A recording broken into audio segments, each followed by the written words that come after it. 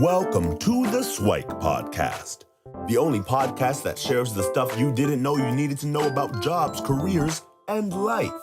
The SWIKE podcast, the stuff I wish I knew earlier. Let's talk about maybe the first term, how it went, your experience in terms of academics or making friends.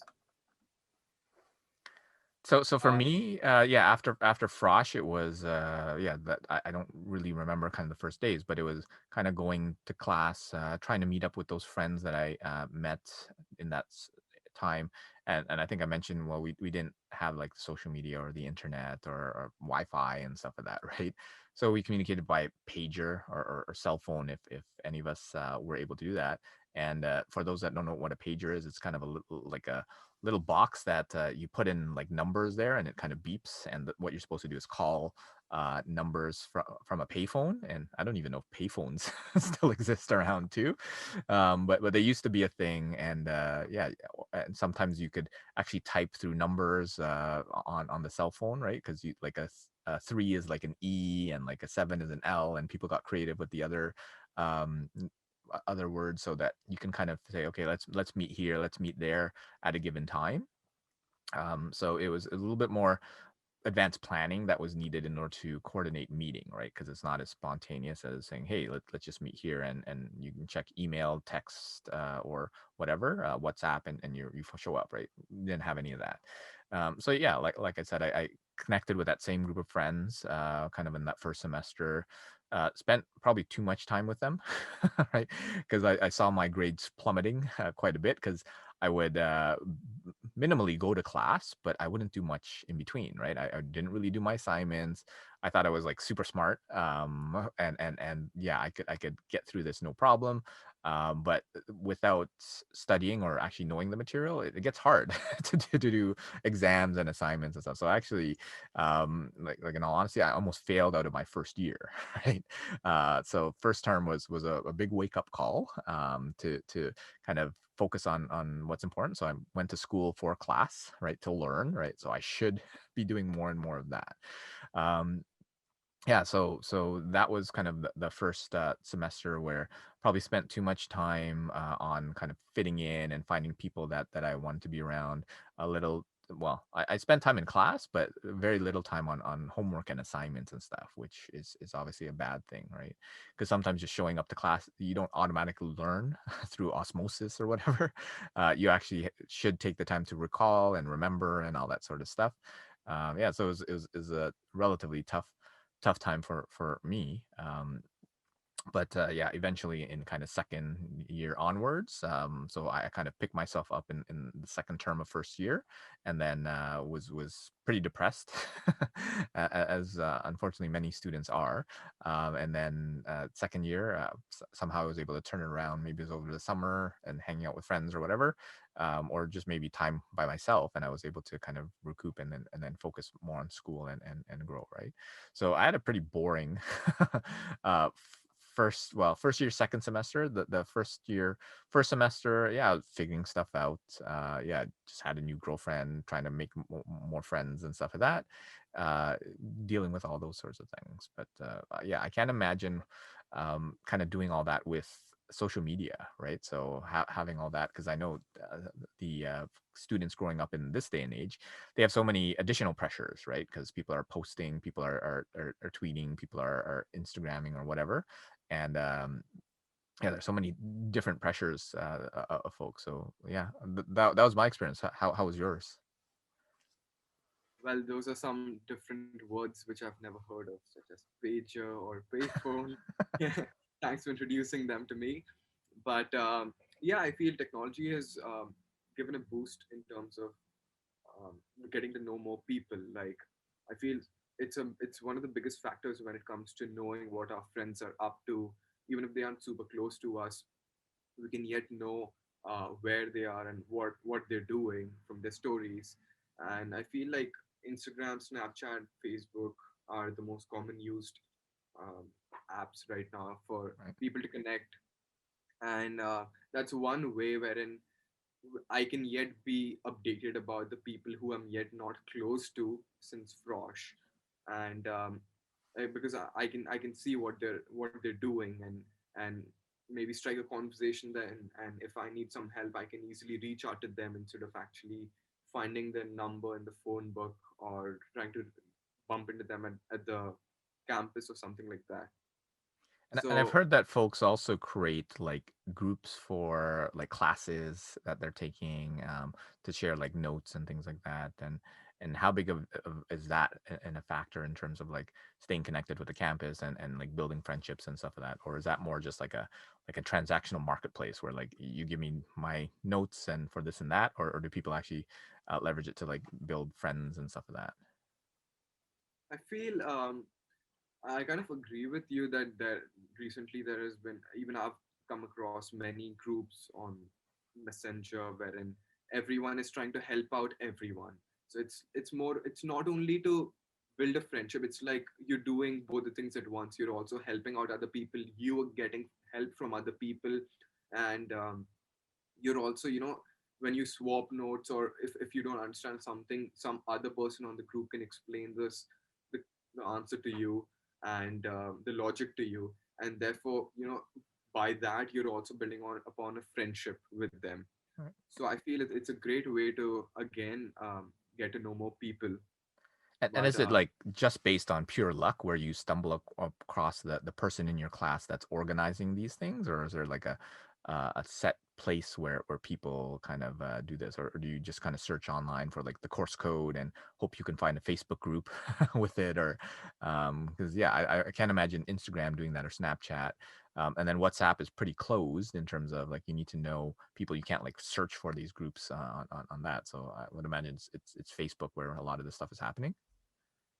so there are a few big groups on Facebook wherein they have like more than 5,000 people in them, Mm. and wherein if you want to be added on, let's say, a group chat for an accounting course, so you go on the group and you type, I'm looking for a group chat for this is this course. You type the course code, and then you make a post, and then there will be many others who would also want to get who are also looking for the same accounting group, and who continue the thread in the comments. And there are, and whoever is the admin of the accounting group generally, or whoever are the members of the accounting group on Facebook, they go and they add everyone in. So in that way, everyone's super helpful. They're always willing to guide everyone. And on Messenger there are already notes from the previous sessions, so you have access to more resources once you're in the group. um, so yeah, I feel that is a great advancement in technology, great example of advancement in technology. Cool. And It sounds like yeah, leveraging technology to help folks in their studies and their getting to know each other in the first year can be helpful. So, what other recommendations? What other SWIKE would you have for folks in their kind of first year, first term, first few days in university? What are some of the suggestions you'd have for folks? I feel like I had to go through a lot because I was in one of the most competitive programs, the double degree, wherein one degree was in finance and one was in stats. So I took statistics courses in my first year, while my other friends took finance courses in the first year, like the basic management course in the first year. Um, and I took the statistics courses which were meant to be taken in the second year, because I took it up as a challenge. I was like, let's conquer it. But there were several other factors, such as uh, homesickness, and there were many other factors, including because I had never been acquainted to live alone and do everything independently, and all those factors just came together, and that plummeted my grade in the first semester, including when I actually went on and asked suggestions from many people as to what are some bird courses. So bird courses are Right. courses which are an easy 4.0, but when I asked people and when I searched for them, I got enrolled into them, but actually they weren't bird courses at all. They were, it required so much of, I had to put in so much of efforts into them. And the first sem was a complete mess for me, similar to you. But at the end of first semester, I was like, I need to, I cannot be kicked out of U of T. I need to, pick up my momentum and ace my second semester. So my SWIKE my SWIKE would be to be in good books of the professor, such as going and asking questions, making a bond, so that when you're towards the end of a semester and you just have one grade point from a higher GPA, then you can just request them if they can make an exception to increase your grade and bump you up. Uh, but gradually, I also started changing my study techniques, and I read over different study techniques and adapted to the concept of mind maps. I found it very fascinating because it helped me absorb and connect the links topics, between interconnected topics, and it always helped me remember it for longer time. Mm-hmm. And along with that, I also try to take an example based approach wherein I would try to relate each concept with an example, with a real life example, so that when the question arises in the test, I can connect it and correlate it to the example and recall it quickly. So those were my two SWIKE for studies in the for studying in the first semester, first year. Cool. I think for mine, it's yeah, similar where yeah, I didn't do so well. I think I did the same thing where there was a intro to computers course that you had an option to take, and then there's kind of the more advanced one that you could take. So I opted for that one, which most people now it's mandatory to take the intro one. But I thought I was super smart and I could do it, and I ended up yeah doing horribly in that. I think I just barely passed. I think I didn't build good relationships with the professors and stuff of that, so I probably could have got a higher grade if I did connect with them. So yeah, oftentimes just be careful when if you're trying to like bite off more than you can chew. So just be reasonable about that. So you can prove yourself, but at the same time, this might not be the times. So on your thing on mind mapping and stuff, one of the recommendations I had for folks would be to learn how to learn, right? Because I thought I knew how to learn, right? Because I was smart and whatever, but I wasn't as smart as I thought, right? And one thing that I've found recently over the past couple of years is that most people like a lot of learning starts with memory, right? Can you remember whatever it is? And I always thought I had an okay memory. It wasn't that great, and some people just had a great memory, like the photographic memory, whatever.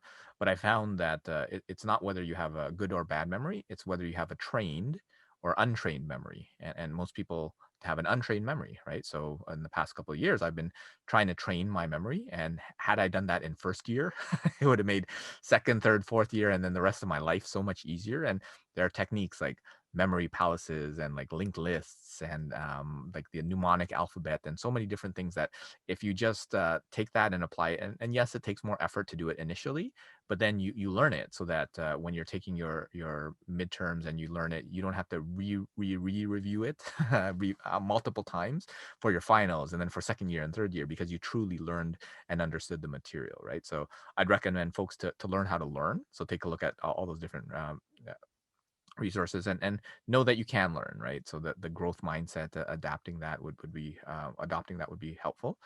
And then the second thing, which we didn't really touch on, is to actually take the time to explore, right? And saying like, is what you thought you wanted to do with your degree actually what you want to do, right? So I went computer science, so the natural thing is that you're going to be a developer, you're going to be a coder, right?